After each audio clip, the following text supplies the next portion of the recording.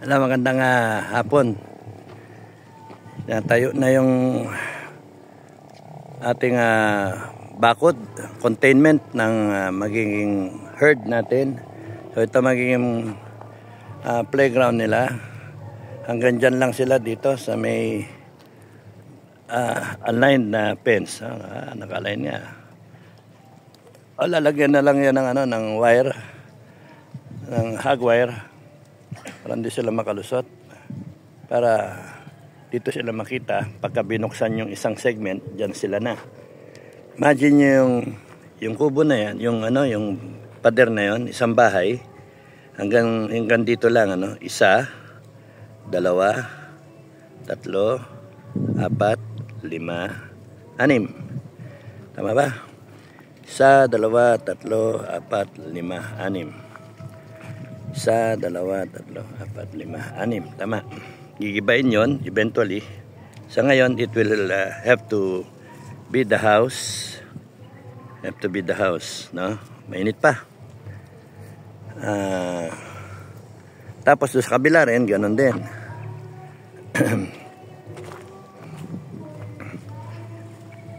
Isa, hindi doon kasali, no?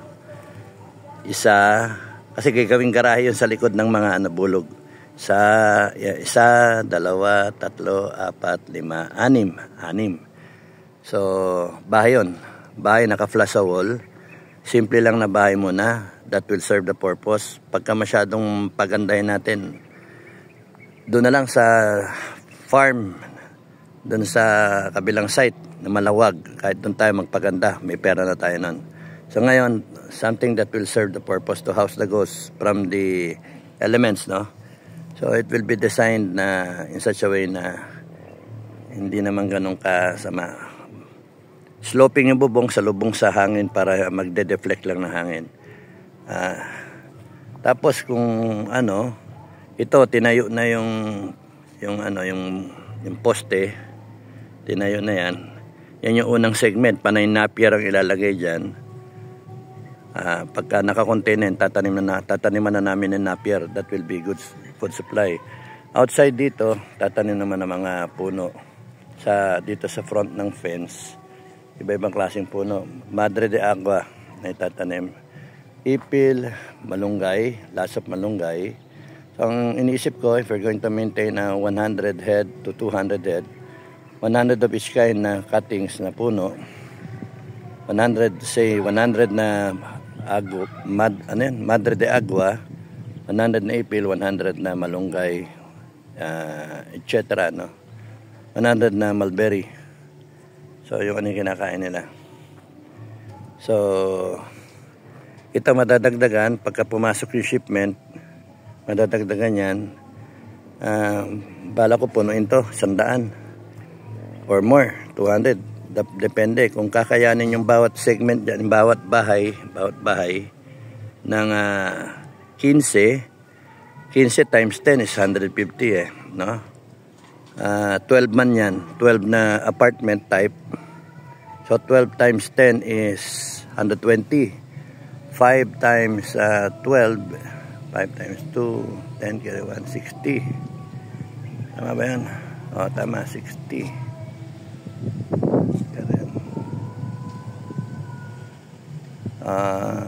Plus 120. So kaya mga 180 ganun. 180. So give and take, and then we will buy mga juvenile, mga bagong awat. And then ibabato natin. Pagka depende sa capital natin, bili tayo ng mga bisero, ganyan.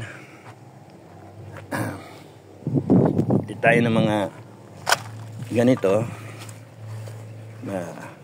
Malabo Ayan, okay, malis. Kayo nga yung kukunan. Bili tayo ng mga ganyan, no? Yung mga naawat or smaller than that, basta kumakain na ng damo. If we have the grass, we can afford na bumili ng ganyan. Kunyari 50 ganyan o 100 ganyan. Alagaan natin ng mga kahit 6 na buwan. And then they'll be of age. Pagka nabili lang natin to ng mababa, gaya na yung isa na yan, yung maliit na yan. Ito. Ayan. Yung maliit na yan. Ito. Saan yung kamay ko? Yan. Yan. Isa na yan, ha. Yung maliit na yan. Yung ganyang kaliit, that will cost probably around 3K or less. Depende, kung bultuhan, mas mura. And then, pagka binenta natin, we can sell it probably for 5K. So, doon pa lang, balik yung puhunan, may tubo na. 4 months, 5 months na alaga. So, that would generate cash flow. And then, umiikot lang yung puhunan na dapat nasa bangko. So, imbis na sa bangko, lagay lang natin dyan so we can sell. Every now and then, merong mga kailangan ng benta. Then, benta natin. Tubo na, basta tutubo. So, ganun yung game plan. Mga kakambing. So, ito yung unang segment. Yan.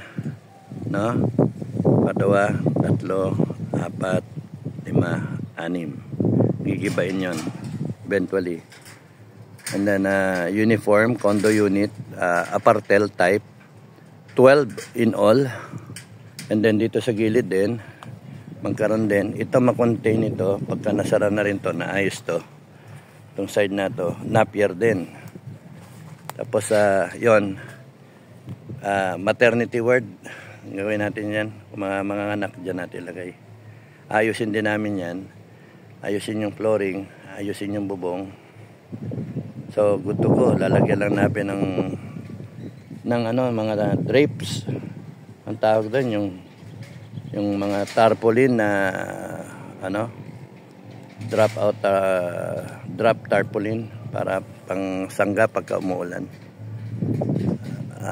Okay na yan. Tapos more greens, more na puno. Contain lang is the name of the game. Tapos ko ito yung yung bakod nila.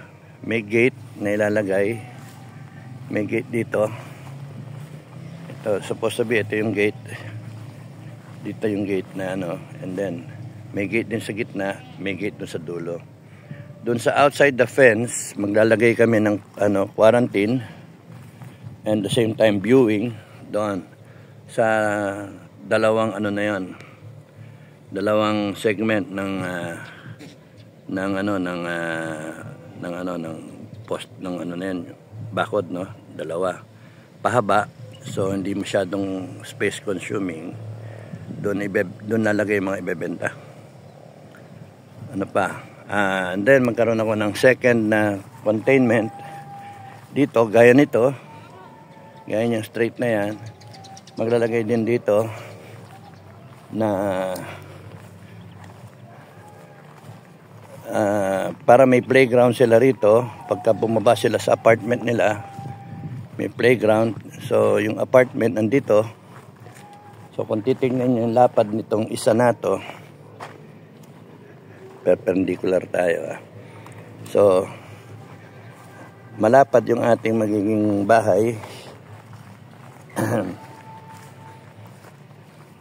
So, kung mula dito, where I'm standing now, yan yung lapad, naka-flush sa wall yung isang bahay.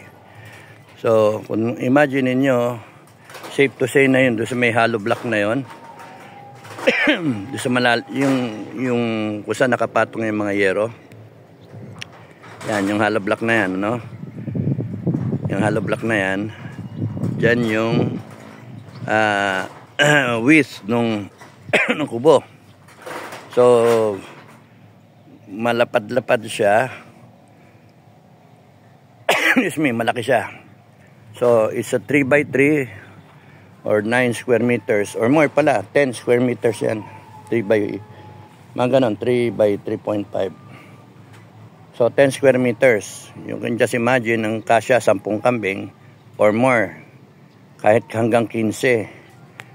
So, kung 10 na lang na bahay, 15, 150 na yon.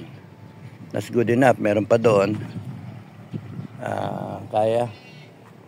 So, 20 times 12, 240. So, doon tayo lalagay. Max, mga 250 to 300 goats. Kasi meron pa tayong quarantine doon. Yung selling meron doon maternity. Kung full basis, 250 hanggang 300. Can be done. Tapos no na so pagka dito sa bahay, ito na yung bahay, no?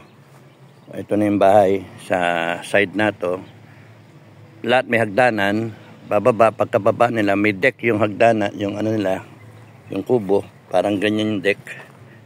Kita nyo ba? Yan, no? Ayusin lang. Sa harap lahat, no?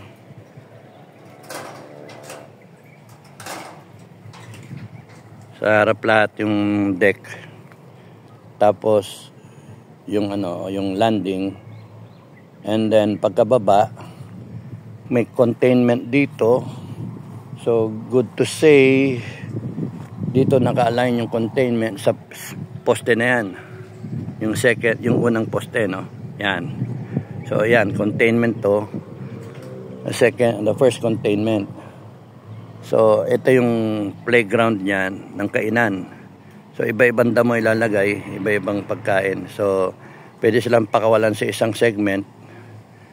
Lalabas dito mga 6 hanggang dito, 2, 4, 6, 6 na segment, no? So, pakakawalan lang sila sa mga 4 na segment. Busin nila yung damo and then lilipat sa kabila and then magre-replenish itong kabila. Magka-correct ng hose mula dito sa where I'm standing papunta dun sa kabila na yan, yung sa fence, and then may ano, tubo, ano tawag doon, agricultural hose na may sprinkler system. So i-compute na lang yung ano, yung mas kung gaano kasinsin yung sprinklers na para magbubukas. Uulan dati dito sa buong area na to, uulan para matubigan lalo na sa summer. Ang lalagay ng overhead tank doon sa likod na yon, kung where the pump is, somewhere there, and then siguro mga 2,000 liters. Then may solar pump, okay na yan, good to go na yan. So ito mawala itong bakod na ito siguro. Ito doon ilalagay, pero para for ano, ayusin, nagagawa nilang butasin yung ilalim, no? So dito nga kasya 100 so maluwag yung area kung titignan ninyo, lalo na yung ano, yung hektarya, no? And sa hektarya kayang 1,000. If you have 1,000 heads, mga anak ng dalawa, that's about 2,000 heads. And then 4,000 heads in a year. So that's good cash flow. Kahit tayong pinakamura, okay na yun. Anyway, nasa atin yung inahin. So, preventive, huwag magkasakit. Preventive yung may maagap sa sakit. May vitamins, multivitamins para matindi yung ano nila, ang kanilang immune system. Saka maagap pagka merong may sipon, hiwalay ka agad.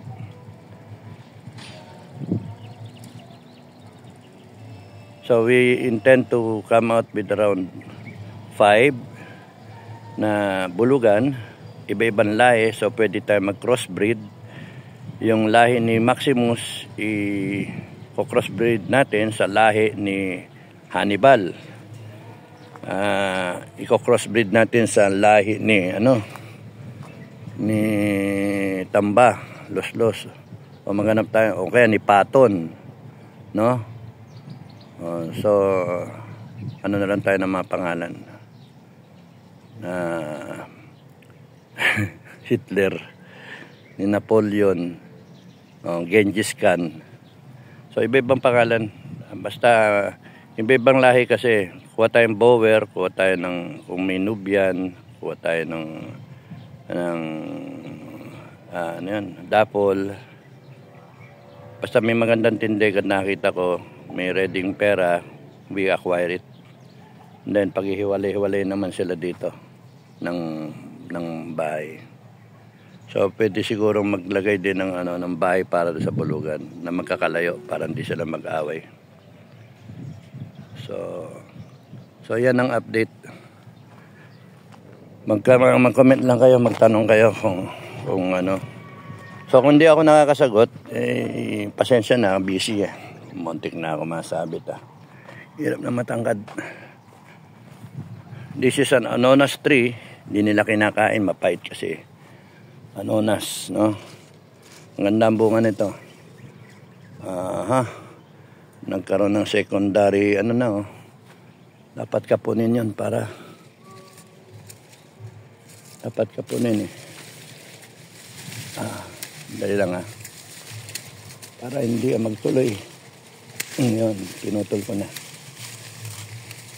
Para hindi tumangkad.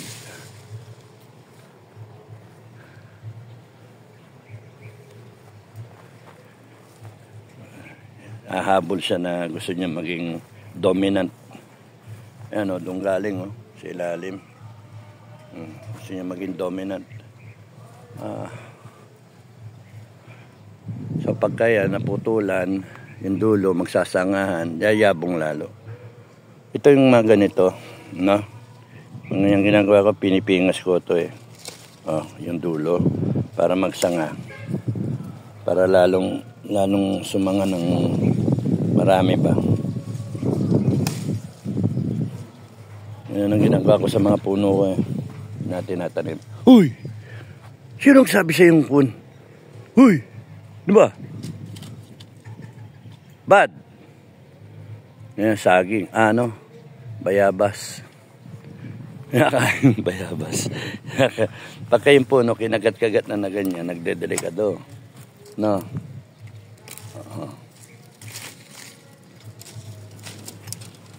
May bunga. Lahing kaldero to So, yun yung Pwede mag-alaga ng manok din para parami. Para pagka nagbisita kayo, katayin natin. Adobo. Okay. So, mag-gate din dito. May gate din dito. Ayan Sorry. Yan, gate din ito. Nagkaganon, baliktad. Okay, papasok ka sa gate na yon, papasok ka dito, isasara na lang to. Okay, pinahirap Ito, ayusin to. I-refurbish. But this is good enough for the time being. We couldn't be so extravagant sa Ito, pasisemento lang to. Para medyo decente na. Ayusin lang yung mga sidings. Make a paleta or yung plastic ba o kaya yung mismong kahoy na paleta, tatanggalin na lang, wawalisin habang nasa damuhan yung kambing kumakain. Pwede namang pasukin to, walis-walisin. Okay na yan, pwede na yan muna. Mag-hold naman to. This is the design nung bahay natin, nung condotel natin. Kasi same concept, naka-flush sa wall, ganyan.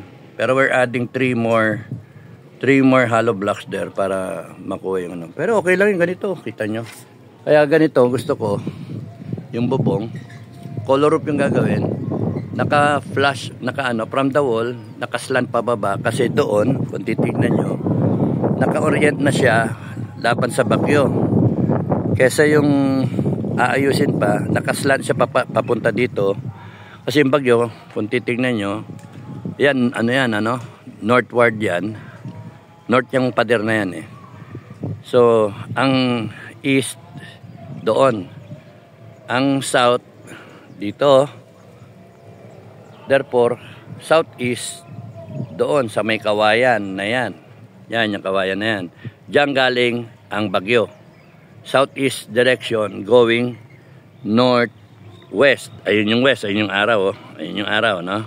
So, dito sa puno na to, katuray, dito aligned yung bagyo. Yan dalawa na yan, ganyan direksyon, thereabouts, no? So dyan yung exit ng bagyo, doon manggagaling sa kabila, northeast, yung kawayan na yan.